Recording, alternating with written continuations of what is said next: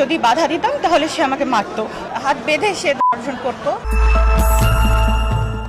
এক তরুণীকে দিনের পর দিন ধর্ষণের অভিযোগ উঠেছে চুয়াডাঙ্গা সহকারী জজ মোহাম্মদ দোলন হাসানের বিরুদ্ধে। ভুক্তভোগী জানান, হাত পা বেঁধে তাকে ধর্ষণ করা হতো, বাধা দিলে মারধরও করা হতো। এমন অভিযোগে মামলা দায়ের করা হলে আত্মসমর্পণ করে জামিন পান সেই জজ।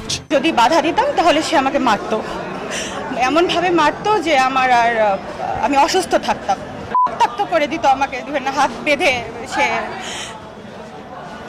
বেঁধে সে ধর্ষণ করতো। ঢাকার মেট্রোপলিটন ম্যাজিস্ট্রেট নাজমিন আক্তারের আদালতে দোলন হাসান আত্মসমর্পণ করে জামিনের আবেদন করেন। পরে দুপক্ষের আইনজীবীরা শুনানি করেন। মামলার এজাহারে বলা হয়, 2023 সালের জানুয়ারিতে চুয়াডাঙ্গার সহকারী জজ দোলন হাসানের সাথে প্রেমের সম্পর্কে জড়ান 25 বছর বয়সী